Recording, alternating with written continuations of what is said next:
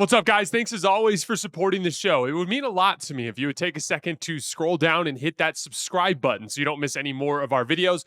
Also, make sure you follow us all over social media so you don't miss any of our content or show announcements. All right, let's move on to Pistons-Knicks.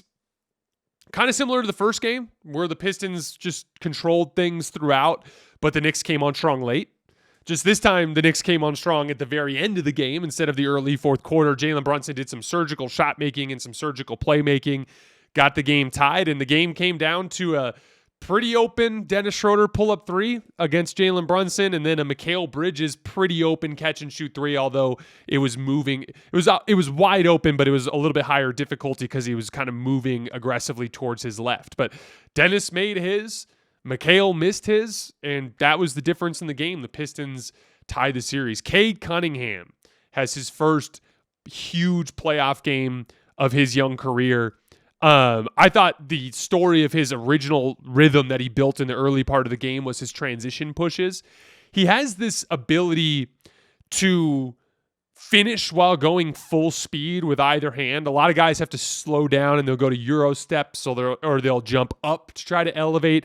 Cade goes through you in transition. It's a straight line. It's bump with the shoulder. It kind of gets to that left hand on the left side or the right hand on the right side. You know who he actually kind of reminds me of as a finisher, speaking strictly of as a finisher, is Desmond Bane, in the sense that like it's all straight line power and really good touch while going full speed on either side of the basket. But he got a lot of work early in the game in transition. A steady diet of ball screens attacking Jalen Brunson. I thought that was an interesting approach in this game. It was less, 1-5 pick and roll and a lot more of those pick and rolls with Tim Hardaway Jr. trying to attack Jalen Brunson.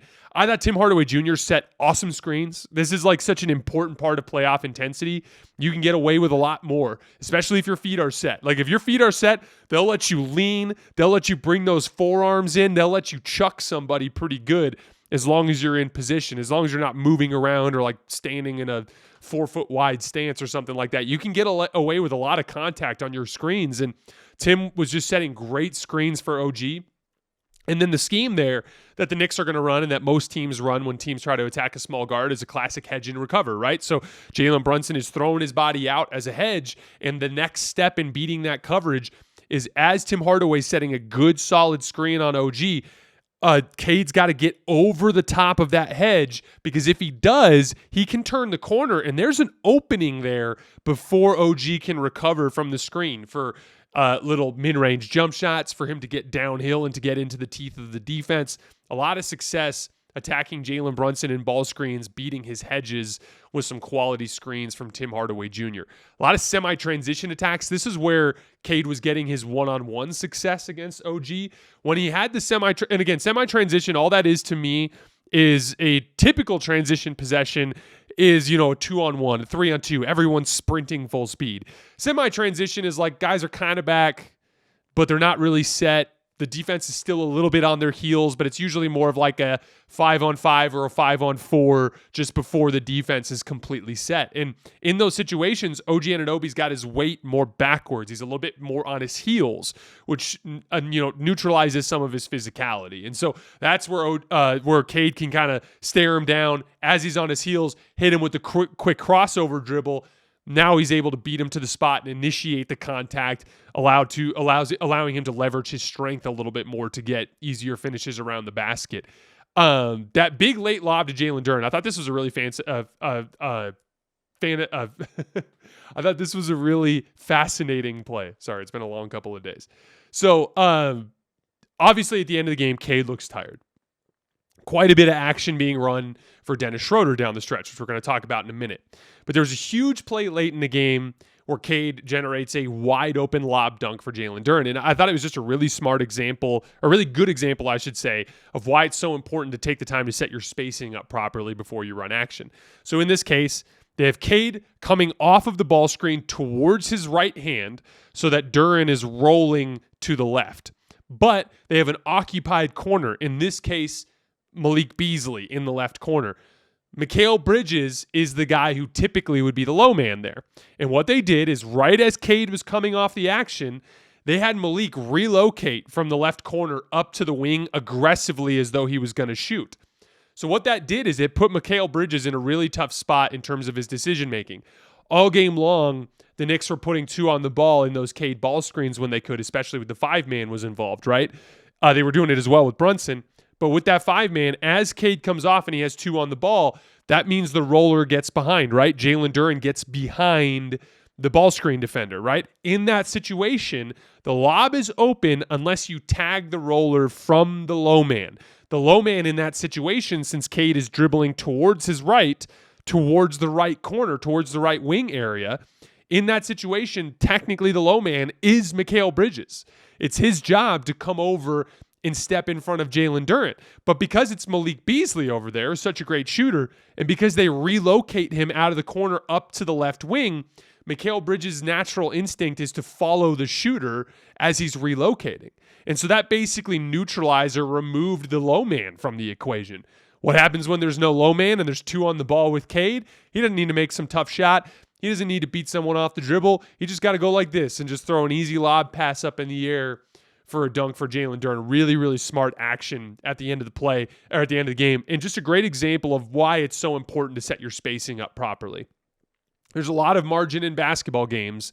If you can get up the ball quickly, get up the floor quickly, get guys into their spacing properly, get to a matchup early enough in a possession, you have quality spacing and time on the clock for guys to extend advantage by driving closeouts and stuff like that, you can dramatically improve your offensive efficiency. That stuff really does matter. If that ends up being, Dennis Schroeder in the left wing instead of Malik Beasley, it's the easiest low man rotation of all time. You're going to concede a catch and shoot 3 to Dennis Schroeder, especially when he's a guy that you can close out hard at, and he's a guy that's a little hesitant to take that type of shot.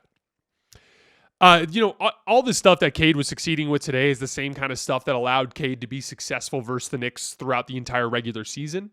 This was a big part of why, even though I picked the Knicks, and I still do believe the Knicks will win this series, I did believe this would be a long series because the Knicks have their advantages. And specifically, Cade Cunningham has found opportunities and ways for him to be successful against this team, regardless of the type of matchup that he's dealing with. And again, the really smart attacks, like those guard screens with Tim Hardaway Jr., that was an excellent way to neutralize some of OG Anunoby's physicality on Cade. Dennis Schroeder. I ended up talking a lot about Dennis this year because he got traded to 2 playoff teams. He has his limitations. His jumper is inconsistent. He's small, so he's somewhat matchup dependent in terms of who he can guard effectively. Famously, in the 2023 conference finals, he was basically useless versus Jamal Murray because he was too big and strong. So you could just get to his spots and shoot over the top of him. He's not as fast as he used to be back like when he was in Atlanta, when he could just toast everybody off the dribble all the time. But he's one of the best competitors in the game. And what I mean by that is that he despises losing so much that you can count on him to care. I talk about this all the time. I think a player in the NBA that hates losing is actually more valuable than a player in the NBA that loves basketball. Because the hatred of losing will drive you to do the dirty work. Ideally, it's both. And the best players in the NBA are both.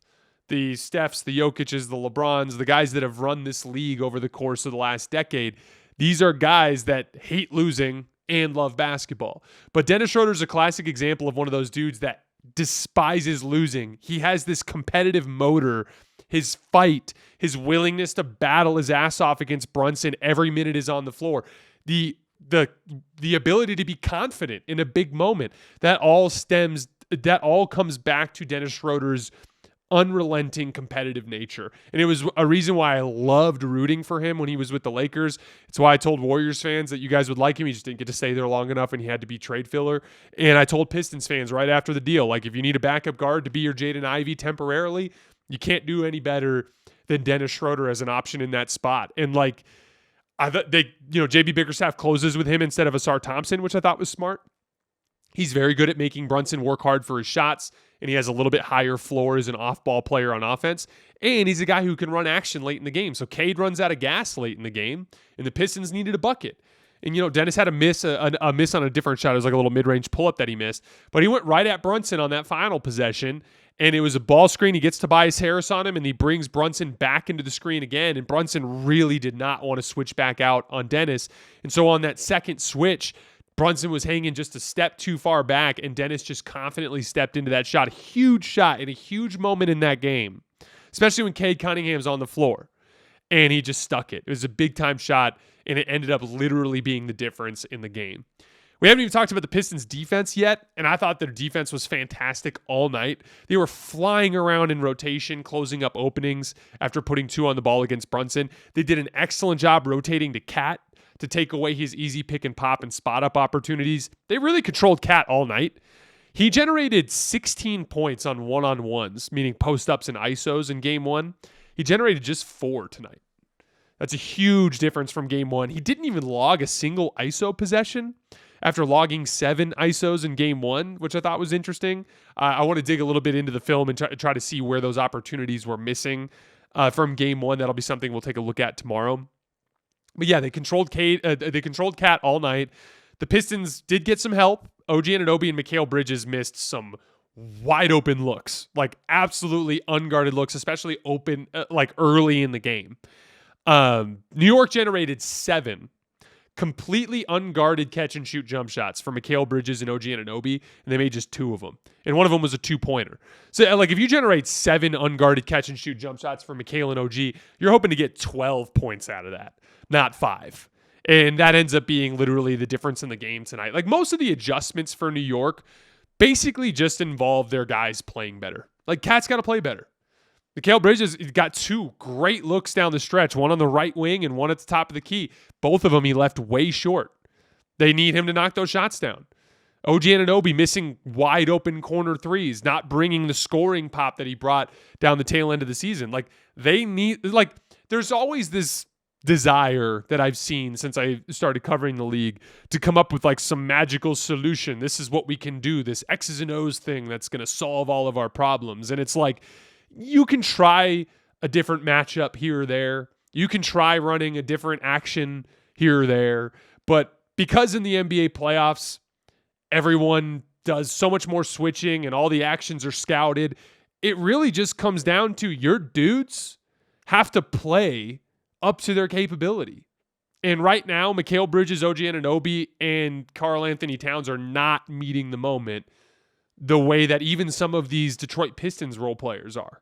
And they just got to be better. They converted spot-up possessions tonight at 0.48 points per possession. Now, some of that is the quality of Detroit's rotations. I want to give them credit. But these are pros. And not just pros, these are elite pros on the offensive end in OG Anunoby and Mikal Bridges. They need to convert those. They need to convert them at a higher clip. And again, like I think the Knicks are going to win this series. Over the course of this series, the more experienced, more talented veterans will eventually find their footing. But this Detroit team's not going anywhere. They've been out rebounding them on the offensive glass through the first 2 games. Cade is obviously comfortable and getting to where he wants to on the floor. They have some physical advantages. There are some tough hurdles for the Knicks to cover in this series, and they're not going to cover it unless they're highly paid, highly revered role players on the wing can meet the moment and help contribute on the offensive end of the floor.